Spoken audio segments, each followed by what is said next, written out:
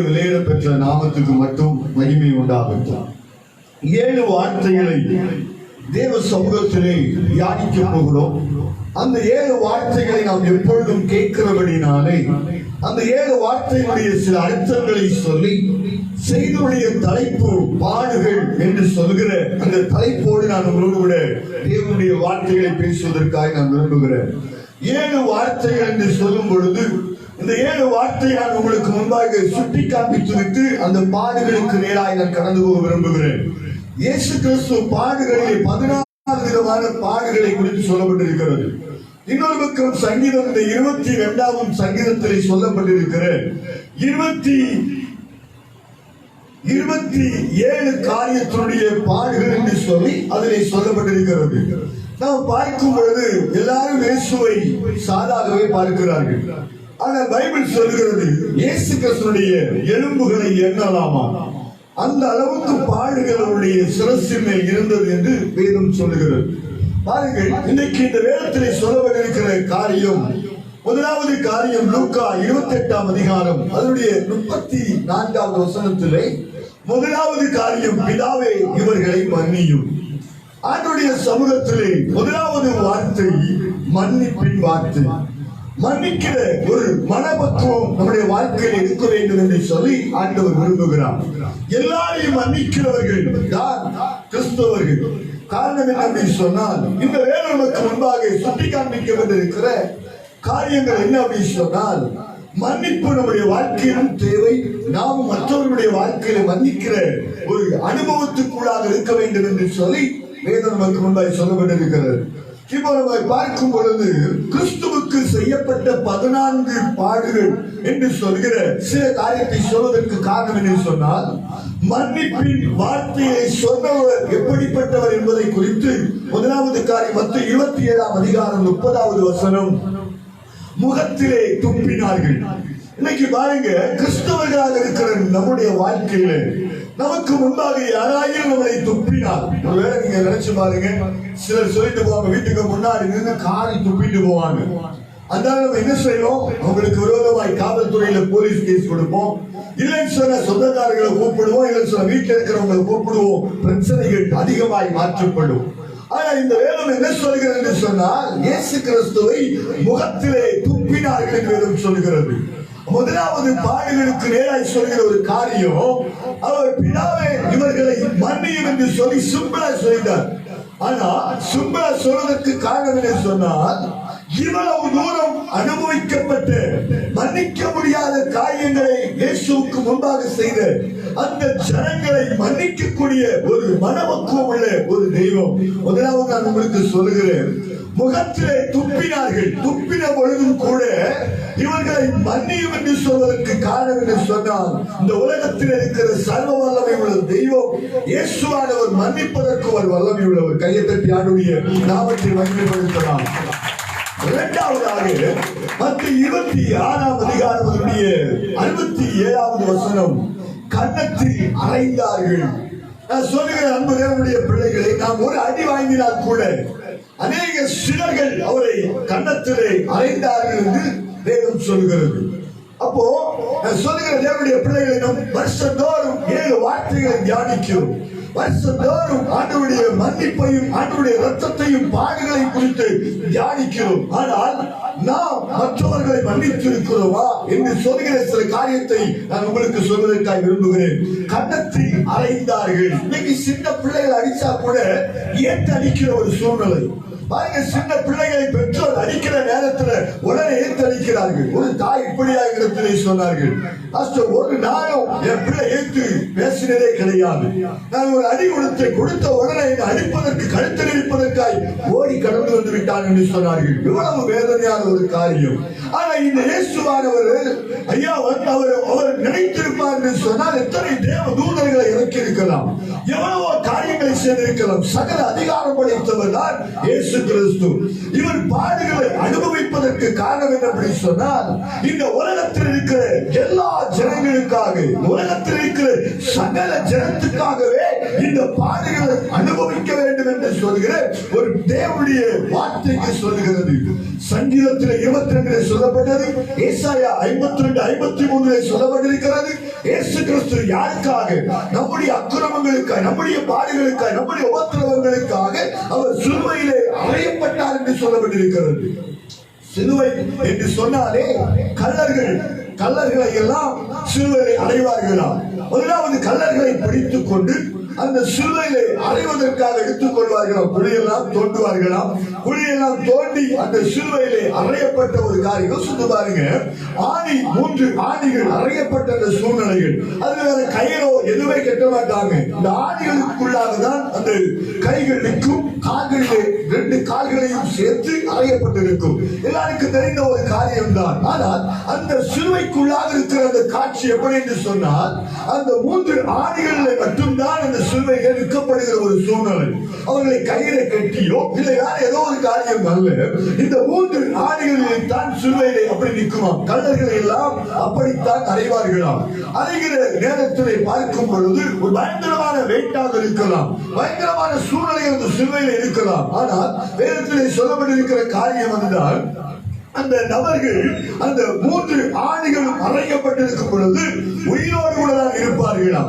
அவர்கள் அறைந்துவிட்டு, அந்த கள்ளர்களை அறைந்துவிட்டு அவர்கள் எல்லாரும் கடந்து போய் விடுவார்கள். இவர்கள் அப்படியே மரித்து போவார்கள் என்று சொல்லி வேத பண்டிதர்கள் சொல்லுகிறார்கள். என்ன அப்படி சொன்னா, இந்த 3 ஆணிகளை அறைந்துவிட்டு, கள்ளர்களை அறைந்துவிட்டு அவர்களை அப்படியே போட்டுவிட்டு கடந்து போய் விடுவார்கள். அதுவித்தமாக அப்படியே அவர்களுடைய சரீரத்தில் இருக்கிற ரத்தங்கள், சரீரத்தில் சகல விதமான காரியங்களும் உயிரற்றும் போய் அவர்கள் மரித்து போவார்கள். அப்படிப்பட்ட மரணம் தான் அந்த கள்ளர்களுக்கு சிலுவையிலே கொடுக்கப்பட்டிருக்கிற அந்த காரியம். ஆனால் இயேசுவானவருக்கு ஏன் ஒரு கள்ளரோ இல்லை ஒரு பாவம் செய்தவரோ ஒரு அநியாயம் செய்யாத ஒரு தெய்வம் தான் நம்முடைய இயேசு கிறிஸ்து. அந்த இயேசு கிறிஸ்து சிலுவையிலே அறையப்படுவதற்கு காரணம் என்ன?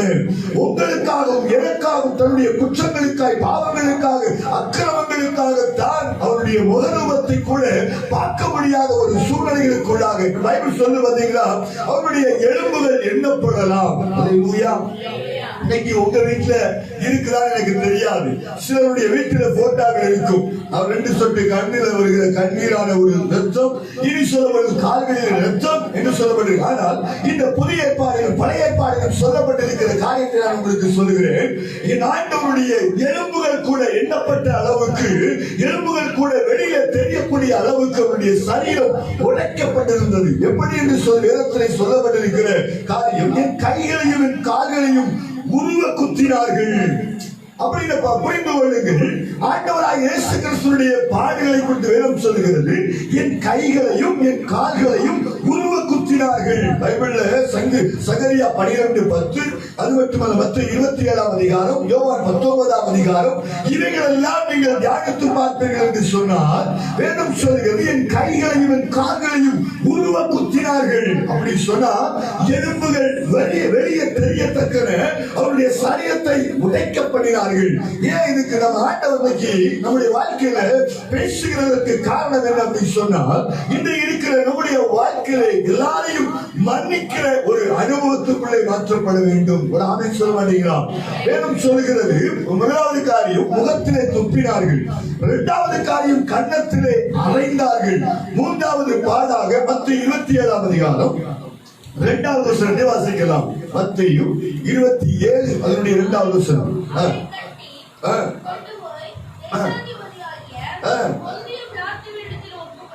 ஒப்பு கொடுத்தார்கள்.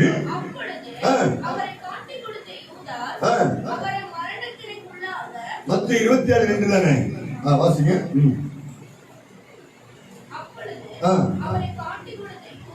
காட்டி கொடுத்த யூதாஸ்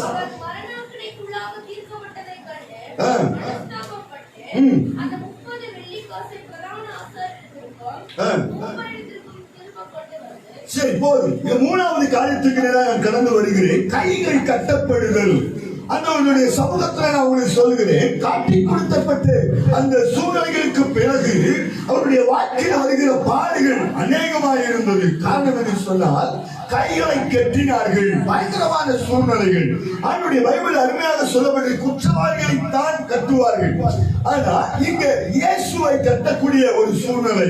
காரணம் என்ன சொன்னால், உங்களுக்காக உங்களுக்காகவும் எனக்காகவும் சகல காரியங்களையும் ஒப்புக் கொடுத்தவராய் சகல காரியத்துக்காக தன்னே ஒப்புக் கொடுக்கிற ஒரு அனுபவத்துக்குள்ளே மாற்றப்பட்டார். நான் அன்பாய் சொல்கிற தேவனுடைய பிள்ளைகளே, இன்னைக்கு வந்திருக்கிற உங்களுடைய வாழ்க்கையில இயேசுவை எப்பொழுதுமே நினைத்துக் கொண்டே இருங்க. உங்களுக்காகவும் எனக்காகவும் அவருடைய கைகள் கட்டப்பட்டிருந்தது. அவர்களுடைய சிரசினை துப்பினார்கள், கன்னத்திலே அறைந்தார்கள். இன்னும் சொல்ல போனால் மத்தேயு 27ஆம் அதிகாரம் 26வது வசனம் சொல்கிறது, முதுகில் அடித்தார்கள் என்று சொல்லப்பட்டிருக்கிறது. நம்முடைய வாழ்க்கையில புரிந்து கொள்ளுங்க, எல்லாரும் அடிக்கிறாங்க சொல்வதை விட பைபிளில் சொல்லப்பட்டிருக்கிற காரியம் அதுதான். அவரை அடித்தார்கள் என்று சொல்லுகிறது. அப்போ அவருடைய நொந்து போன ஒரு இருதயத்தை நீங்க பாருங்க. வேதம் நமக்கு முன்பாக சொல்லப்பட்டிருக்கிறது, அவர் இன்றைக்கும் அவர் உயிரோடு கூட தான் இருக்கிறாரா இல்லை சொல்லல. அந்த காலகட்டங்களிலே அவருடைய சூழ்நிலை எப்படி என்பது என்று சொன்னால் அவரை அடித்தார்கள். அல்லேலூயா. இன்னைக்கு பாருங்க, இன்னைக்கு கொலைகாரத்திலே கேட்டால் ஏன் கொலை செய்தீங்க அப்படின்னு கேட்டா அவங்க சொல்கிற காரியம், என்ன அவன் அடிச்சா நான் அவனை கொலை பண்ணினேன், என்னிடத்தில் அவன் எதிராக புறப்பட்டு வந்தான், அதிமித்தமாகத்தான் நான் செய்தேன்னு சொல்லுவாங்க. ஆனா இந்த இயேசுவானவர் தன்னுடைய பாடுகளை சுமந்து அவர் அடிக்கப்பட்ட பொழுதும் கூட எல்லாரையும் மன்னிக்க வேண்டும் என்று சொல்கிற மன்னிப்பின் வார்த்தையை சொல்லுகிறார். நம்முடைய வாழ்க்கையில கிறிஸ்தவர்களாக இருந்து கொண்டிருக்கிறோம். இன்னைக்கு மிஷனரிகளுக்கு ஒரு பக்கம் நம்ம கேட்கலாம், மிஷனரிகளை ஊழியத்தை பார்க்கும் பொழுது சும்மா ஊழியத்துக்கு போறவர்கள் இருக்க மாட்டாங்க.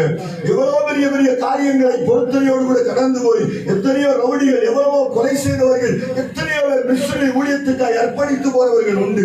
ஆனா அங்க போய் தன்னுடைய ஜீவனை கூட ஆண்டவருக்காக ஒப்புக் கொடுக்கிற ஒரு அனுபவம் எத்தனையோ நீங்க யூடியூப்ல பார்த்திருக்கலாம், பேஸ்புக்ல பார்த்திருக்கலாம்.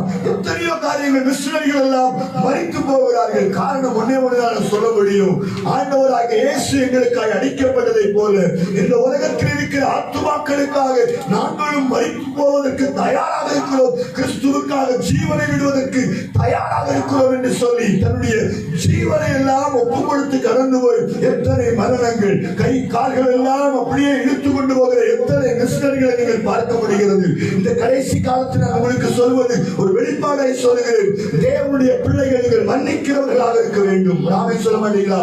யாரை வேண்டுமானால் அவர்கள் என்ன தவறுகள் செய்யட்டும், எப்படிப்பட்ட சூழ்நிலைகள் இருக்கட்டும், அவர்களை மன்னிக்கிற ஒரு மனப்பக்குவம் நம்முடைய வாழ்க்கையில் இருக்க வேண்டும். அதற்கு உதாரணமாகத்தான் உங்களையும் என்னை படைத்த இயேசு எல்லாரையும் மன்னித்தார். கைகளை தட்டி ஆண்டவரின் நாமத்தை வெளிப்படுத்துங்க. உங்களையும் என்னையும் மன்னித்த ஆண்டவருக்காக நீங்கள் இந்த நாளில் ஒரு பொருத்தனை பண்ணுங்க. ஆண்டவரை நான் மன்னிக்கிறவனாய் மாற வேண்டும். காரணம் என்ன? கன்னத்தில் அறையப்பட்டவர், அதோ காய் துப்பினவர்கள், அவர்களுக்கு முன்பாக எவ்வளவோ சூழ்நிலை வாழ்க்கையில கடந்து வந்தவர்களும் மன்னிக்கிற ஒரு மனப்பக்குவத்திலே இருந்த ஆண்டவருடைய பிள்ளைகளை அவர் மன்னித்ததை போல நீங்களும் எல்லாரையும் மன்னிக்கிறவர்களாய் இன்னைக்கு அது ஒரு பொறுத்துறையாய் நீங்கள் கடந்து போக வேண்டும். ஆமென். வாசிக்கலாம். மத்தேயு 27ஆம் அதிகாரம் அதனுடைய 28வது வசனத்தை வாசிக்கலாம். மத்தேயு 27 அதனுடைய 28. வஸ்திரங்களை கழற்றி போதும், அடுத்ததாக உடைகளை கழற்றி எடுத்தார்கள். பாருங்க, நான் ஒண்ணு சொன்ன தேவனுடைய பிள்ளைகள் ஒரு பாவம் செய்யாதவர், ஒரு அநியாயம் செய்யாதவர், ஒரு தவறு கூட செய்யாத ஒரு தெய்வம், ஒரு குற்றம் கூட செய்யாத, அவர் பிறப்பிலே குற்றம் இல்லை, அவர் வளர்ந்ததில் குற்றம் இல்லை, அவர் வேலை பார்த்ததில் குற்றம் இல்லை, அவர் வாழ்ந்த ஊழியத்தில் எதிலுமே குற்றம் கண்டுபிடிக்க முடியாது. அப்படிப்பட்ட ஒரு உன்னதமான இயேசுவுக்கு வருகிற தண்டனைகள் என்ன? தன்னுடைய சரீரத்தை கூட, அவர் சரீரத்துடைய ஆடைகளை கூட கலத்துகிற ஒரு சூழ்நிலைகளுக்குள்ளாக இருந்தது. இன்றைக்கு நான் உங்களுக்கு சொல்கிற வெளிப்பாடு என்ன அப்படி சொன்னார், தேவனுடைய பாடுகள், தேவனுடைய பிள்ளைகளுக்கு முன்பாக நின்று சொல்கிறேன், எவ்வளவு பெரிய பாடுகள், உபத்திரவங்கள் நம்முடைய வாழ்க்கையில வந்தாலும் தேவனுடைய பிள்ளைகளாக இருக்கிற நீங்களும் நானும் செய்ய வேண்டிய காரியம் அதுதான், மன்னிக்கிற மனப்பக்குவம் நம்முடைய வாழ்க்கையில் இருக்க வேண்டும். அல்லேலூயா. நம்மளே எடுத்துக்கொள்ளலாம். இன்னைக்கு உள்ள சூழ்நிலைகளுக்கு முன்பாக இருக்கிற நம்முடைய வாழ்க்கையில ஒரு சாதா ஒரு சின்ன கட்சிப்ப நம்ம பாக்கெட்ல எடுத்துரு அப்படின்னு சொன்னா கூட நமக்கு எவ்வளவு வேதனைகள் வரும். ஒரு சாதா துணியை நீ எடுத்து மாற்றி தூர போடு என்று சொன்னால் எவ்வளவு கோபம் வரும். என்னுடைய துணி நீ எப்படி எனக்கு சொல்ல முடியும் என்று கேட்கிற சூழ்நிலைகள். ஆனால் இயேசுடைய உடைகளை கலத்தினார்கள் என்று வேதம் சொல்கிறது. நம்முடைய வாழ்க்கையில புரிந்து கொள்ள வேண்டிய ஒரு காரியத்தை நான் அன்பாய் சொல்கிறேன். கிறிஸ்துவுக்குள்ளாக இருக்கிற நீங்கள் பாடுகள் வந்தாலும் உபத்திரவங்கள் வந்தாலும் எல்லாரையும் மன்னிக்கிற ஒரு பாத்திரங்களாக நீங்கள் மாற்றப்பட வேண்டும். ஒரு ஆமென் சொல்ல மாட்டீங்களா? உங்கள் வீடுகளுக்குள்ள இருக்கிற ஒருவேளை ஒரு போட்டோ உங்களுக்கு முன்பாக இயேசு என்று காண்பிக்கலாம். ஒருவேளை உங்களுடைய போட்டோ வந்து இதான் எங்களுக்கு இயேசு என்று நீங்க சொல்லலாம். ஆனா வேதம் சொல்கிறது எப்படிப்பட்ட இயேசு தெரியுமா? அவருடைய சரீரம் முழுவதுமாக உடைக்கப்பட்டிருந்தது. நான் சொல்ல மீண்டும் சொல்றேன், வேதத்தில் அருமையாக சொல்லப்படும், என் கைகளும் என் கால்களும் உருவ குத்தினார்கள், எலும்புகள் தெரியத்தக்க அவருடைய வாழ்க்கையில் அவர் பாடுகள். இன்றைக்கு நம்ம போட்டோவை பார்த்து கொண்டிருப்பதற்காக ஆண்டவர் அழைக்கவில்லை. அந்த இயேசு நமக்குள்ளே இருக்கிறபடினால், அந்த இயேசுவானவர் நமக்காக பாடுகள் உபத்திரவங்களை சுதந்திரித்துக் கொண்டபடினால், அந்த இயேசுவுக்காக ஏதாயும் செய்ய வேண்டும் என்று சொன்னார். மற்றவர்களை மன்னிக்கிறவர்களாய் நம்முடைய வாழ்க்கை மாறட்டும். அல்லேலூயா. பைபிள் சொல்கிறது.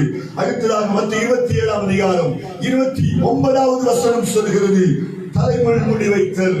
பாருங்க, தேவனுடைய பிள்ளைகளை புரிந்து கொள்ள இதுக்கு ஒவ்வொன்றுக்கும் நான் விளக்க சொல்லிக் கொண்டே இருக்கலாம். சிலுவை எத்தனை கிலோ, அந்த முள்முடி எப்படிப்பட்டது என்று சொல்லி ஒவ்வொரு விளக்கங்களை சொல்லிக் கொண்டே இருக்கலாம். ஆனால் இந்த வேதம் சொல்கிறது, அவர் தலையில் வாசிக்கலாம். அந்த 27, 29 சத்தம் வாசிக்கும்.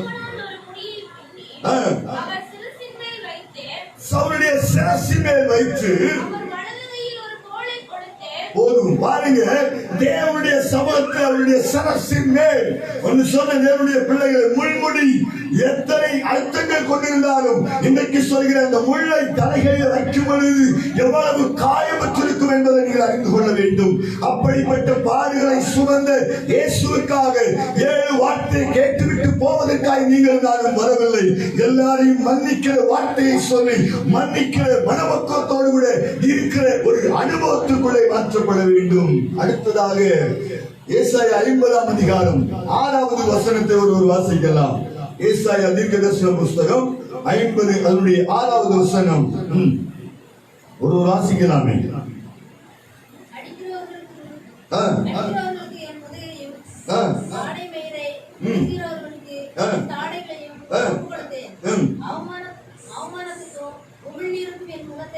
போதும். இங்க அடுத்ததாக முடிகளை பிடுங்குதல் என்று சொல்லப்பட்டிருக்கிறது.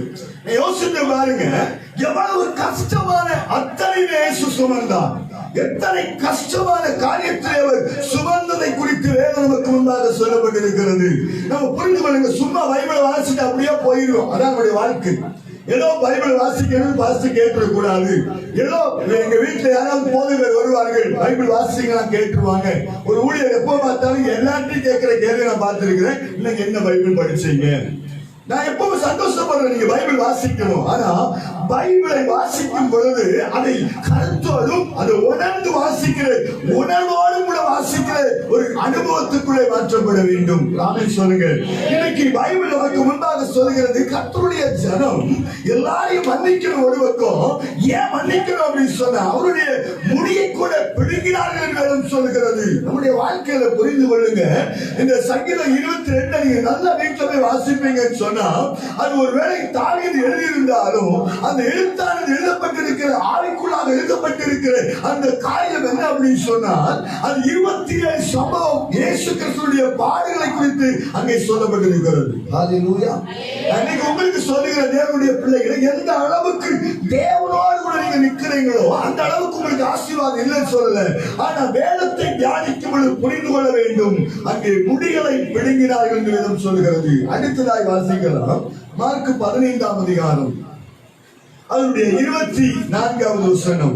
மார்க் 15 அதனுடைய 24வது வசனம். அறைந்தார்கள். அதன் பின்பு வஸ்திரங்களை பங்கிட்டு போதும் ஆடைகள் எடுக்கப்படுகிறது. அடுத்ததாக பாடுகளை பாருங்க. நான் மீண்டும் உங்களுக்கு சொல்றேன், இன்னைக்கு தேவ சமூகத்திலே 7 வார்த்தை கேட்டுட்டு போவதற்கு ஆண்டவர் உங்களை கொண்டு வரல. அப்படின்னு சொல்றீங்களா? எத்தனை பேருக்கு தெரியும் இன்னைக்கு இந்த மாதிரி கூட்டம் இருக்குது அப்படின்னு தெரியும், புனித வெளியிட்டு சொல்லி எல்லாருக்கும் தெரியும். ஆனா உங்களை என்னையும் ஆண்டவர் இடத்து வச்சிருக்கிறான்னு சொன்ன காரணம் என்ன அப்படின்னு சொன்னா, இதையெல்லாம் இந்த ரகசியத்தை அறிந்து கொண்டு கேட்டுவிட்டு போவதற்காக அல்ல. இந்த வார்த்தைகள் என்ன சொல்கிறது என்று சொன்னால் பைபிள் அருமையா சொல்லுகிறது, ஆடைகள் எடுக்கப்படுதல் அப்படி சொன்னா ஆண்டவராகிய தேவ சமூகத்தில் புரிந்து கொள்ளுங்கள். அந்த சிலுவையிலே அறையப்படுவதற்கு அவர்கள் சில வழிமுறைகளை வைத்திருந்தார்கள். அத்தனை வழிமுறைகளுக்கும் அத்தனை காரியங்களுக்கும் இயேசு தன்னுடைய சரீரத்தையும் தன்னுடைய ஆடைகளையும் தனக்கு உண்டான எல்லாவற்றையும் அர்ப்பணித்துக் கொண்டு நிற்கிறதை குறித்து இந்த வேதம் நமக்கு முன்பாக சொல்லப்பட்டிருக்கிறது. அந்த 27ஆம் அதிகாரம் 29வது வசனத்தை நீங்க வாசிப்பீங்கன்னு சொன்னா வாசிக்கலாம். முழுநாள் முடிய பெண்ணி சிரசின் மேல் வைத்து கொடுத்து முழங்காற்படியிட்டு யூதாவின் ராஜாவே ஒரு அடுத்ததாக கேலி செய்தார்கள். உண்மையை சொல்ல போனா பரியாசம் பண்றதுனால பெரிய பிரச்சனை. ஒரு வாலிப சகோதரன் சும்மா சொல்லிருக்கிறார், உன்னுடைய வாழ்க்கை நீ நல்லாவே இருக்க மாட்டே அப்படின்னு சொல்லிட்டு அவர் போயிட்டார். சும்மா சாரா சொல்லிட்டு போயிட்டார். ஆனா அந்த வாலிபனுக்கு ஒரு மனநிலை பாதிக்கப்பட்டவனை போல அவன் கடைசி வரைக்கும் சொன்னாருங்க. இவன் இப்படி சொல்லிட்டான், இவன் இப்படி சொன்னான், எப்ப என்ன பார்த்தாலும் சசி இப்படி சொல்லிட்டான், அவன் இப்படி சொல்லிட்டான் அப்படின்னு சொல்லி பயங்கரமான ஒரு மன பிராந்தான போல வாழ்விட்டார். ஒரே ஒரு வார்த்தை, நீ நல்லாவே இருக்க மாட்டே, இந்த ஒரு வார்த்தை அவர் சொன்னதற்கு பலவிதமான. ஆனால் வேதம் சொல்கிறது இயேசுவை யூதாவின் ராஜாவோ என்று சொல்லி எல்லாரும் கேலி பண்ணுகிற ஒரு சூழ்நிலை. நீ 3 நாளுக்கு பிறகு உயிரோடு கூட வந்துடுவீரோ என்று சொல்லி பலருடைய நிந்தனையான அவமான வார்த்தைகள் அங்கே வெளிப்பட்டிருக்கிறது. நான் சொல்லுகிறேன், பாடுகள் வந்தாலும் உபத்திரவங்கள் வந்தாலும் எத்தனை பெரிய சூழ்நிலைகள் நம்முடைய வாழ்க்கையில வந்தாலும் தேவ சமூகத்திலே நின்று கொண்டு நிற்கிற ஒரு அனுபவத்துக்குள்ளே நம்ம மாற்றப்பட வேண்டும். அப்படின்னு சொல்ல மாட்டீங்களா? ஐயோ, நான் பைபிளை தூக்கினால தான் இவ்வளவு கேள்வி பேசுறாங்க, நான் வேதத்தை சுமந்து அபிஷேகம் பண்ணப்பட்டனால தான் என்ன நிந்திக்கிறார்கள், அவமானிக்கிற போல இருக்கட்டும். வேதம் சொல்கிறது இயேசு கிறிஸ்து அந்த அளவுக்கு கேலி செய்யப்பட்டவராய் இருந்தார். அவன் நம்மிடத்திலாவது ஏதாவது குற்றம் குறைவுகள் இருக்கும், நம்மிடத்திலாயும் ஏதாவது ஒரு காரியம் வாழ்க்கையில் இருக்கும். ஆனா இன்றைக்கு தேவ சமூகத்தில் இருக்கிற இயேசு ஒரு குற்றம் கூட அறியாதவர். ஆமென், ஆமென் சொல்லுங்களேன். ஒரு குற்றம் கூட செய்யாத ஆண்டவரை கேலி பண்ணுகிறார்கள். யூதாவுக்கு ராஜாவோ யோவான் 2ஆம் அதிகாரத்திலே தொடங்கிற அற்புதம், ஒவ்வொரு அற்புதங்களும் பயங்கரமாக இருந்தது. ஒவ்வொரு விதமான அற்புதங்கள் மரித்த லாசரிலிருந்து எல்லா அற்புதங்களையும் செய்து ஒரு குற்றம் கூட செய்யாதவராக அவர் தனியாய் தனிமரமாய் நின்று கொண்டு தேவ சமூகத்திலே செய்த ஊழியங்கள் பயங்கரமாக இருந்தது. ஜெபம், இரவேளை ஜெபம், பகல் வேளை ஊழியம், அது மட்டுமல்ல இரவும் பகலும் தேவ சமூகத்திலே காத்திருந்து பிதாவுடைய பாதத்திலே காத்திருந்து தேசங்களுக்காக தேச ஜனங்களுக்காக விடுவிக்கப்பட வேண்டும் என்பதற்காக நித்தியத்தை அறிந்து கொள்வதற்காக உலகத்திலே அனுப்பினவர் நம்முடைய இயேசு. ஆமென். இயேசு இந்த உலகத்திலே வந்து இந்த உலகத்தில் இருக்கிற எல்லா ஜனத்துக்காக, இந்த உலகத்தில் இருக்கிற எல்லாருடைய பாடுகளுக்காக, உபத்திரவங்களுக்காக தன்னை அர்ப்பணித்த ஒரு தெய்வம். எல்லா அற்புதத்தையும் செய்தார். ஆனா கடைசி குற்றவாளி என்று சொல்கிற தீர்ப்பிலே சிலுவையிலே அறையப்பட்ட ஒரு சூழ்நிலை, அவமானமான சூழ்நிலைகள். அது மட்டுமல்ல, குற்றவாளிகளுக்கு தான் இப்படிப்பட்ட தண்டனை உண்டாகும். ஆனா இயேசு குற்றம் இல்லாதவருக்கு ஒரு பயங்கரமான தண்டனை. அந்த தண்டனைகளில் கூட அவர் பட்ட அவமானங்களும் வேதனைகளும் பயங்கரமாக இருந்தது. பைபிள் சொல்கிறது, லூக்கா 23ஆம் அதிகாரம் 41வது வசனம் சொல்கிறது, அநியாயமாக குற்றம் சாட்டப்படுதல். ஒரு குற்றம் கூட செய்யாத ஒரு உன்னதமான தெய்வம், ஒரு குற்றம் கூட செய்யாத உன்னதமான ஆண்டவர் இன்றைக்கு வேதம் சொல்கிறது அவர் அநியாயமாய் குற்றம் சாட்டப்பட்டார். இல்லாத குற்றச்சாட்டுகள், இல்லாத காரியங்கள் நீங்க பார்த்திருப்பீங்க. இன்னைக்கு ஒருத்தர் கொலை செய்யலான்னு சொன்னால் அந்த கொலைகாரனை மாற்றிவிட்டு இன்னொரு நபரை மாற்றி விடலாம். அப்படிதான் ஆண்டவராகிய இயேசு கிறிஸ்துவை ஒரு குற்றம் கூட செய்யாத அந்த இயேசுவை குற்றம் செய்தார் என்று சொல்லி தீர்மானித்து, நீ யூதாவுக்கு ராஜாவோ, எங்களை விட நீ பெரிய ஆள் ஆயிடுவீரோ என்று சொல்லி பயங்கரமான கேலியும் கொண்டு வந்த பயங்கரமான அந்த சூழ்நிலைகளுக்கு முன்பாக வேதம் தெளிவாக சொல்கிறது, அவர் எல்லாவற்றையும் பொறுத்து அவர் மன்னித்தாராம். ஆமென் சொல்லுங்க. இவ்வளவு பாடுபட்டு யாரையும் மன்னிக்க மாட்டாங்க. ஆமென் சொல்ல மாட்டீங்களா? நம்ம புருஷனை மன்னிக்கிறோமா, இல்ல பிள்ளைய மன்னிக்கிறோமா, இல்ல யாரையாவது மன்னிக்கிறோமா? ஒருத்தரையும் மன்னிக்க மாட்டோம். நீங்க இருக்கிறீங்களா இல்லையா எனக்கு டவுட்டா இருக்கு. ஹல்லேலூயா. அவர் செய்யறதுக்கு நானும் மன்னிக்கிறோமா பாஸ்டர்? அவரை கெட்டதுக்கு கெட்டாமலே இருக்கலாம், இப்படிதான் நம்ம பேசுவோம். ஆனா அவர்களை மன்னிக்கிற ஒரு அனுபவம் வாழ்க்கை. பாஸ்டர் எங்க வீட்டுல ஒரு வாரம் நின்று பாருங்க, உங்களுக்கு தெரியும் வீட்டுக்காரரை பத்தி, இல்ல உங்க பிள்ளைய பத்தி தெரியும் அப்படின்னு ஒருவேளை நீங்க சொல்லலாம். நான் வர முடியாது, ஆனா சொல்லுகிற ஒரு காரியம் சொல்றேன். ஆனால் தேவனாகிய கர்த்தருடைய நாமம் மகிமைப்படும்படி சொல்கிறேன். நீங்க அவங்களை மன்னிங்க, ஆண்டவர் கிரியை செய்வார். ஆமென். அப்போ இந்த முகத்துல துப்புரவங்களை மன்னிக்க முடியாது, கன்னத்தில் அடிச்சவர்களை மன்னிக்க முடியாது, ஐயா உடைகளை காற்றினவர்களை மன்னிக்க முடியாது, அது மட்டுமல்ல முதுகிலே அடித்தவர்களை மன்னிக்க முடியாது. ஆனால் இயேசு எல்லாவற்றையும் மன்னிக்கிறவராகவே இருந்தார். நாமே சொல்ல மாட்டீங்களா? இப்படிப்பட்ட ஒரு நல்ல தேவத்தை நீங்கள் நானும் புதிக்கணும் சொன்னா சந்தோஷம் பொங்கணும். ஆமே, அன்னைக்கு பாட நினைச்சு சந்தோஷம் பொங்குது அப்படின்னு பாட நினைச்சு நீங்க அழுதுவீங்கன்னு தெரியும். அல்லேலூயா. நீங்க அழாதீங்க, ஆண்டவர் இன்னைக்கு உயிரோடு கூட நம்ம சபையில் இருக்கிறார். ஆமென். அவர் இன்னைக்கு உயிருள்ள தெய்வம், அவர் இன்னைக்கு உயிரோடு இருக்கிறார். நான் என்ன சொல்றேன் அப்படி சொன்னா, இன்னைக்கு ஆண்டவரோடு கூட இணைந்து இருக்கிறதுனா ஆண்டவருடைய சமூகம். இன்னைக்கு எல்லாரும் கஞ்சி வச்சுட்டு வந்தீங்கன்னா எனக்கு தெரியாது. அல்லேலூயா. இருக்கிறீங்களா இல்லையா எனக்கு தெரியாது. அல்லேலூயா. கஞ்சி எல்லாம் அப்படிலாம் ஒண்ணு வேண்டாம். ஆமென். அல்லேலூயா. சொல்ல மாதிரி தெரியும். நான் உங்களுக்கு அன்பா சொல்கிறேன், இயேசு இன்னைக்கு உயிரோடு கூட இருக்கிறார். உங்களுக்காகவும் எனக்காகவும் உயிரோடு கூட இருந்து கொண்டிருக்கிறார். துக்கம் விசாரிப்பதற்காக அல்ல, உங்களுக்காகவும் எனக்காகவும் மன்னிப்பை தந்த ஒரு தெய்வம் இயேசு கிறிஸ்துவுக்காக நீங்க சந்தோஷப்பட வேண்டும். ஆமென். ஹல்லேலூயா. பைபிள் சொல்கிறது, அநியாயமாய் குற்றம் சாட்டினார்கள், ஒண்ணுமே செய்யல, குற்றம் சாட்டினார்கள். எவ்வளவு வேதனையா இருக்கும். நான் ஊழிய பாதையில் இருக்கும் பொழுது ஆரம்ப நாட்களிலே இவன் என்ன கள்ளத்தீர்க்க சொல்றான் அப்படின்னு சொல்லி ஒரு வாலிப சகோதரன் அவனுடைய வாழ்க்கையில திடீர்னு சொல்லி ஒரு லவ் பண்ண ஆரம்பிச்சுட்டான். லவ் பண்ண ஆரம்பிச்ச உடனே நான் போய் தீர்க்கதரிசனம் ஆவியானவர் சொன்னேன். என்ன அப்படின்னு சொன்னா, உனக்கு நீ லவ் பண்ற, ஆனா உனக்கு இந்த கல்யாணம் நடக்காது அப்படின்னு சொன்னேன். அதனால நீ என்ன எல்லாம் தெரிஞ்சு வச்சு பேசுற, எனக்கு சத்தியமா சொல்ல எனக்கு உடனே தெரியாது. அல்லேலூயா. அப்போ அப்படி சொல்லிட்டு நான் முடிச்சுட்டேன். முடிச்சோன்னு அந்த சகோதரன் சொன்ன காரியம், நான் ரெஜிஸ்ட்ரியா கல்யாணம் பண்ணுவேன் பாரு அப்படின்னு சொன்னார். ஆனா அவனுக்கு பயங்கர பிரச்சனை தேடி வந்தது. நான் எதுக்கு உங்களுக்கு சொல்றேன் அப்படி சொன்னா, இன்னைக்கு பல ரீதியில் நம்முடைய வாழ்க்கை நம்மளை குற்றப்படுத்துவார்கள். அப்படியே ஒரு சகோதரர் ஆரம்ப நாட்களில் ஜெபிக்கிற வகுக்கிற விடுவாங்க. அப்போ இவன் ஏதோ மந்திரவாதம் இருக்கு அப்படின்னு சொல்லி நான் விழுவனா பாப்போம் அப்படின்னு சொல்லி முன்னாடி நின்றுட்டு எனக்கு ஜோம் எனக்கு பிரதர் அப்படி அவன் நினைச்சுட்டு வந்தது என்ன அப்படின்னு சொன்னா, நான் விழக்கூடாது அப்படின்னு. நான் அப்போ இவன் மனசுல தோணின உடனே எனக்குள்ள மனசுல தோணி போச்சு, இவன் ஏதோ கண்டுபிடிக்கிறதுக்கு வந்திருக்கிறான் அப்படின்னு தெரிஞ்சு போச்சு.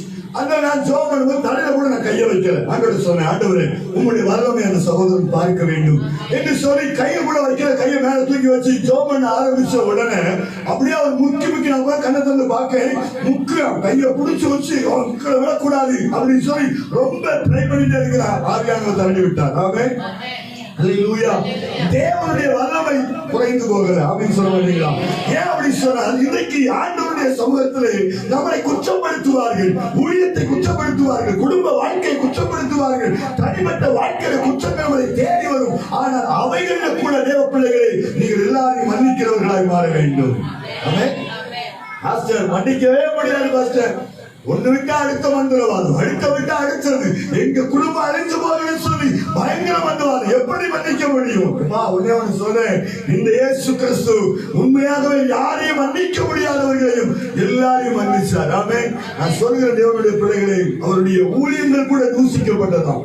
அப்ப பாடுகள்ல ஊழியங்கள் நிச்சயமா தூசிக்கப்படும். அவன் பல விதமான சூழ்நிலைகளுடைய தேடி வரும் பொழுது நம்மளை தேடி வருகிற அநேக சொல்லுகிற காரியம் அதுதான்.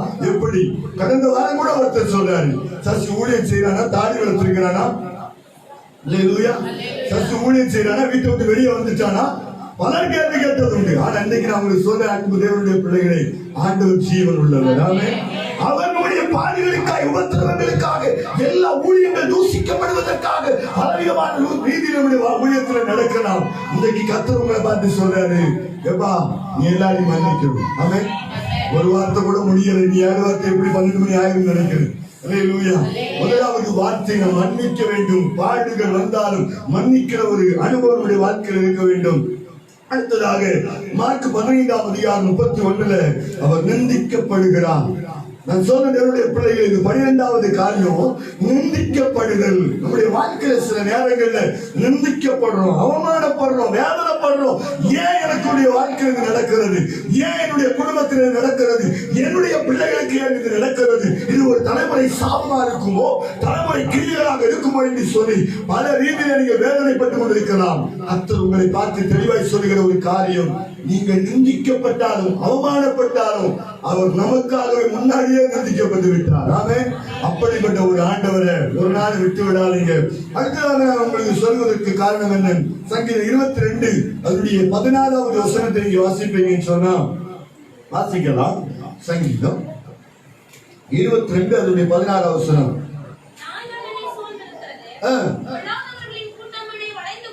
வளைத்துக் கொண்டது, பாருங்க, என் கைகளையும் கால்களையும் முருக குத்தினார்கள். கால்களினால் அடிக்கப்பட்டிருந்தார். பாருங்க, கால்களினால் ஆணிகள் அடிக்கப்பட்டிருந்தது. நான் ஒன்று சொன்ன தேவனுடைய பிள்ளைகளை, இவ்வளவு உயிரோடு கூட இருக்கும் பொழுது ஒரு சாதா ஒரு புரிந்து கொள்ளுங்க, ஒரு செவரு, ஒரு நிறைய விஷயங்களை கேள்விப்பட்டிருப்பீங்க நீங்க. இங்க ஆணி அரைஞ்சா அந்த வீட்டுக்கு சவுண்டு கேட்கும், இங்க ஆணி அரைஞ்சா அந்த வீட்டுக்கு சவுண்டு கேட்கும். எத்தனை வீட்டுல பிரச்சனை வந்து எனக்கு தெரியாது. ஆனா பல வீட்டுல பலவிதமான பிரச்சனைகள். ஒரு வீட்டுல ஆணி இருந்து அங்க சவுண்டு கேட்கும். ஆனா சாதா செவர்ல ஆணி இருந்தாலே வீட்டுக்கு பிரச்சனை இருக்கிறதா போயிட்டு தெரியல. ஆனா வேதம் சொல்கிறது அவருடைய கால்களிலே என்ன அறையப்பட்டதோ ஆணி அறையப்பட்டதா. யோசிச்சு பாருங்க, எவ்வளவு வேதனை. ஒரு வீட்டுல ஒரு செவர்ல வீட்டுக்காரங்க வாடகை கொடுக்கும்போது சொல்லி தருவாங்க, ஒரு ஆணி கூட நீங்க அறையக்கூடாது அப்படின்னு. அல்லேலூயா. எல்லாரும் போயிட்டாங்களோ? அல்லேலூயா. மணி லேட் ஆகல, 10 மணி ஆகல. அல்லேலூயா. சரி, ஆண்டவருடைய நாமத்துக்கு மகிமை உண்டாகட்டும். ஒரு சாதா ஒரு செவர்ல ஒரு ஆணி அறைவதற்கு பலவிதமான பிரச்சனை. ஆனால் இயேசுடைய கால்களும் கைகளும் ஆணி அறையப்பட்டிருந்தது. ஆமென். அவருக்கு வல்லமை குறைஞ்சு போகல. அவர் சிலுவையில் அறையப்பட்ட நேரத்தில் அவருடைய வல்லமை இருந்தது, அதிகாரம் இருந்தது. அவர் சொன்னால் தேவ தூதர்கள் இறங்குவார்கள். அவர் சொன்னால் உடனே அங்க இருக்கிறவர்கள், ஒரு சாதா காற்றடிக்கும் பொழுது காடைகள் எல்லாம் புறப்பட்டு வருகிறது. ஒரு சாதா காற்றடிக்கும் பொழுது பயங்கரமான புயல் காற்றுகள் கடந்து வருகிறது. ஆனால் தேவன் ஒரு காற்றை மட்டும் அனுப்பியிருப்பார் என்று சொன்னார். அங்கே துப்பினவர்கள், அடித்தவர்கள், கண்டத்தில் அடைந்தவர்கள், நிந்தித்தவர்கள், கேள்வி பேசினவர்கள் யாரும் அங்கு நிற்க முடியாத அளவுக்கு தேவநாயகத்தால் செய்து முடிந்திருக்கும். ஆனால் அவர் செய்யல. காரணம் என்ன தெரியுமா? என் பிள்ளைகள் இன்டர்நேஷனல் முழுவதுமாய், உலகம் முழுவதுமாய் என் பிள்ளைகள் இருக்கிறார்கள்.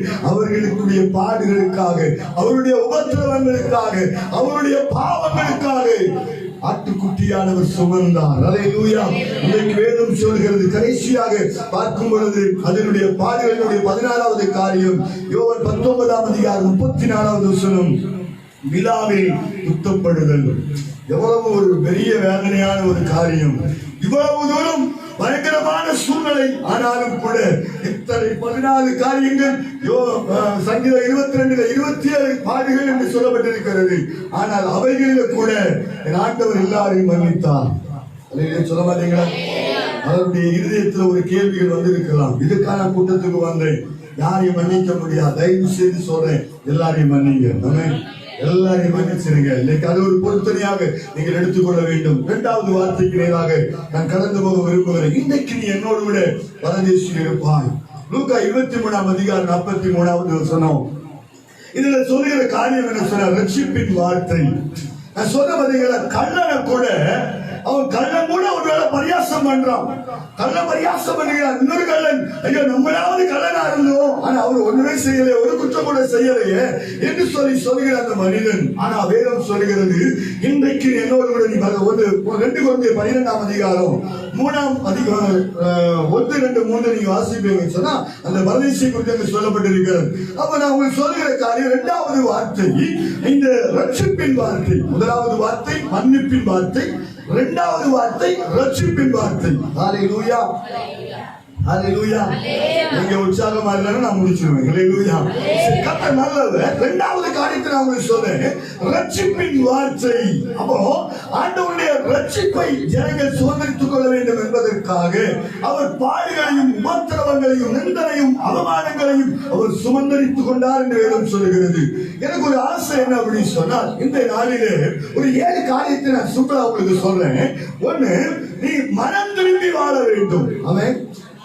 அல்லேலூயா. மனம் திரும்பணும். ஆண்டவருடைய சமூகத்தில் ரட்சிக்கப்பட்ட நாம் மனம் திரும்பாத சில சூழ்நிலைகளுக்கு முன்பாக இருப்போம் என்று சொன்னால், மனம் திரும்புகிற ஒரு சூழ்நிலைக்கு வேண்டும். இரண்டாவதாக பெற்றோரை கனப்படுத்துங்க. அல்லேலூயா. இன்னைக்கு அது ஒரு பொருத்தனையாகவே இருக்கட்டுமே. பெற்றோரை நீங்கள் கனப்படுத்துகிற ஒரு சூழ்நிலை நம்முடைய வாழ்க்கையில் இருக்கட்டும். மூணாவதாக மன்னிக்கணும். எல்லாரையும் நீங்கள் மன்னிக்கிறவர்களாக இருக்க வேண்டும். நான்காவது காரியமாக பெற்றோர் பார்க்கும் பொழுது பெற்றோரை கனம் பண்ண வேண்டும். தேவனை நோக்கி நீங்கள் கூப்பிட வேண்டும். அல்லேலூயா.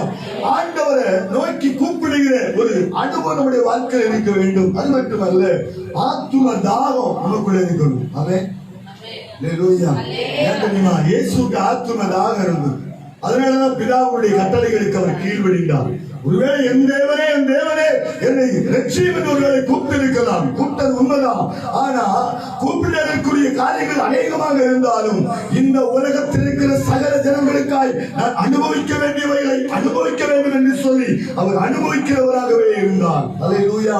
ரட்சிப்பின் வார்த்தை நம்முடைய வாழ்க்கையில் இருக்க வேண்டும். மற்றவர்களை ஆத்தும ஆதாயம் பண்ணுவதற்குரியவர்களாக. ஆனா யோசிக்கிறேன், அந்த சிலுவையில அவ்வளவு ஒடுக்கப்பட்ட பொழுதும் கூட அப்பவும் ஒரு ஊழியத்தை செய்கிறார். எவ்வளவு பிரச்சனை, எவ்வளவு போராட்டம். நான் சொல்றேன், என்னுடைய பிள்ளைகளை ஒரு நாள் பயங்கர கவலையோடு கூட நின்று கொண்டிருந்தேன். அந்த நேரத்தில் ஒரு கடையை சாப்பிடுவதற்காக நான் கடந்து போயிருந்தேன். பயங்கர கவலை. அப்போ பயங்கரமான சூழ்நிலைகளுக்கு முன்பாக அப்போ அந்த கடையை சாப்பிடுவதற்காக கடந்து போயிருந்தேன். போனவுடனே அங்க ஒரு ஆண்டவரை அறியாத ஒரு சகோதரி அந்த கடையில ஒரு ஹோட்டல்ல அந்த சகோதரன் மட்டும் சகோதரன் அடுப்பாறையில் வேலை பார்த்துட்டு இருக்கிறாரு. சமையல வேலை பார்த்துட்டு சகோதரி விளம்பிட்டு இருக்கிறாங்க.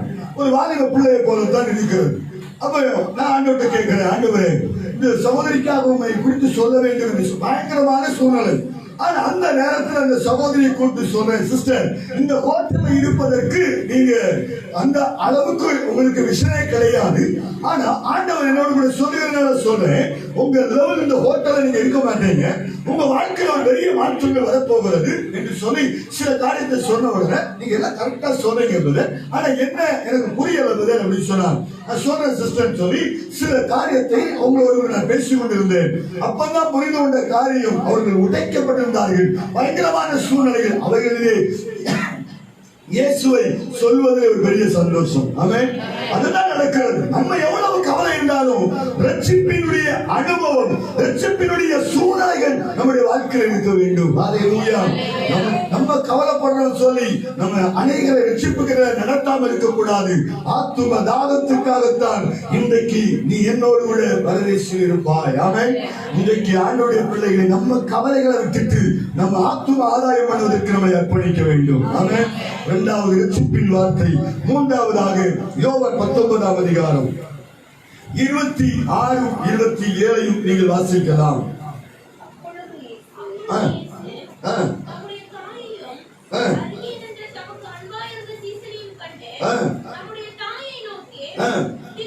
ஸ்திரீயே, அதோ உன் மகன் என்றார். அந்த பின்பு சீசனை நோக்கி போதும். அடுத்ததாக இந்த மூன்றாவது வார்த்தை என்ன சொல்கிறது சொன்னால் அன்பின் வார்த்தை. அல்லேலூயா. யாராலும் எல்லாரையும் நேசிக்கிற ஒரு தெய்வம். இதனுடைய அர்த்தம் நிறைய இருந்தாலும், ஸ்திரீயே அதோ உன் மகன், சீசரே அதோ உன் தாய். நான் சொல்லுகிற தேவனுடைய பிள்ளைகளே, ஆண்டவராகிய தேவனுடைய வார்த்தை அன்பின் வார்த்தைக்கு அடையாளமாக இருக்கிறது. நம்முடைய வாழ்க்கையில எல்லாத்தையும் அன்பா இருக்கணும். அது மட்டும் அல்ல, சொல்றேன், தாய் தகப்பன் இவர்களிடத்திலே, ஊழியர்களிடத்திலே மற்றும் நம்முடைய பகுதியில் இருக்கிற ஜனங்கள் மேல அன்பான வார்த்தையை சொல்ல வேண்டும். அல்லேலூயா. அல்லேலூயா. இன்னைக்கு ஆண்டவர் நம்மகிட்ட பேசுகிற வார்த்தையை சொல்லி நான் சந்தோஷப்படுறேன். அன்பின் வார்த்தை நமக்குள்ள எப்பொழுதுமே இருக்கணும். ஆமென். அல்லேலூயா. நமக்கு விரோதமாக எழும்புகிற ஒரு கூட்டங்கள் எப்பவுமே இருக்கும். இருக்கிறீங்களா? எப்பவுமே இதேதான் இருக்கும். ஆனா அவங்க நேசிக்கிற கூட்டமா நம்ம கூட்டமா இருக்கணும். ஆமென். ஓகே பாஸ்டர், நீங்க வேண்டாம் மன்னிச்சுங்க, நாங்க மன்னிக்கவே இன்னைக்கு வரைக்கும் நிறைய பேர் மன்னிக்காம இருந்திருக்கலாம். இன்னைக்கு சொல்லுங்க, ஆண்டவரே என்னுடைய அன்பின் வார்த்தையை நான் சொல்ல வேண்டும். ஆமென். இன்னைக்கு பணத்துக்கு மேல அன்பு இருக்கிறது, ஐயா ஐஸ்வர்யவானுக்கு மேல நான் அன்பு இருக்கிறது. ஆனா தேவனுடைய அன்பு இன்றைக்கு நமக்குள்ளே இருந்தால் அந்த அன்பு மற்றவர்களை வார்த்தையினாலே நிரப்பும் என்று வேணும் சொல்கிறது. நான்காவது வார்த்தை என் தேவனே ஏன் என்னை கைவிட்டீர்? மத்தேயு 27ஆம் அதிகாரம் 46வது வசனத்தை பார்க்கும் பொழுது வியாகுலத்தின் வார்த்தை, நம்ம ஆண்டவராகிய தேவன் பேசிய அந்த வியாகுலத்தின் வார்த்தை, இன்றைக்கு நாமும் ஏதோ ஒரு ரீதியிலே வியாகுலப்பட்டு இருக்கிறோமா? ஏதோ ரீதியிலே ஏன் ஆண்டவரை என்னை கைவிட்டேன் என்று சொல்லி ஒருவேளை எண்ணிக்கொண்டிருக்கிறீர்களோ, ஒரு வியாகுலத்தில் நின்று கொண்டிருக்கிறீர்களோ? ஆனா ஒண்ணு சொல்ற தேவனுடைய பிள்ளைகளே, ஒரு 3வது நாள் உயிரோடு கூட எழும்புவதற்குத்தான் என் தேவனே ஏன் என்னை கைவிட்டேன் என்று கேட்டிருந்தாலும், வியாகுலத்தில் பேசியிருந்தாலும் 3வது நாள் அவர் உயிரோடு கூட எழும்பினார். ஹல்லேலூயா சொல்லுங்க. இருக்கிற உங்களோடு நான் அன்பா சொல்றேன், ஆண்டவர் எவ்வளவு நல்ல ஆண்டவர். ஆமென். அந்த ஆண்டவருக்காக நம்ம எதை வேணாலும் செய்யலாம். ஹல்லேலூயா சொல்ல மாட்டீங்களா? ஹல்லேலூயா. ஆண்டவருக்காக நம்முடைய வாழ்க்கையை எதை வேண்டுமானாலும் செய்யலாம். அப்படிப்பட்ட ஒரு தேவன். நம்ம சொல்ல மாட்டீங்களா? உங்களுக்காகத்தான் ஒரு முள்முடியை சுற்றினார், உங்களுக்காகத்தான் கன்னத்தில் அறையப்பட்டார், உங்களுக்காக தான் அவங்க முகத்தில் துப்பினாங்க, உங்களுக்காக எனக்காகத்தான் அவர் அறையப்பட்டார், நிந்திக்கப்பட்டார், அவமானத்தை சுமந்தார். அப்படிப்பட்ட ஒரு நல்ல தேவத்துக்காக இந்த நாள் நீங்க வந்திருக்கிறவங்க பாக்கியவதிகள், பாக்கியவான்கள். ஆமென். நிச்சயமா இந்த வார்த்தையெல்லாம் கேட்டு நம்ம உயிர்ப்பிக்கிறதுக்கு தான். ஆமென். பிளட் ஓடாத இடத்துல பிளட் ஓடும். இருக்கிறீங்களா? அல்லேலூயா. சரீரம் உடைக்கப்பட்ட பொழுது அந்த சரீரத்தை நேராக்குகிறது கர்த்தருடைய வார்த்தை. ஆமென். அது வியாகுலப்படும் பொழுது ஏன் ஆண்டவரை என்னை கைவிட்டீங்க? நான் ரட்சிக்கப்பட்டு அபிஷேகம் பண்ணப்பட்ட ஞானஸ்தானம் எடுத்து ஆத்தும ஆதாயம் பண்ணினேன், எத்தனையோ காரியங்களை செய்துட்டு இருக்கிறேன், ஏன் ஆண்டவரை என் வீட்டில் நடக்கிறது?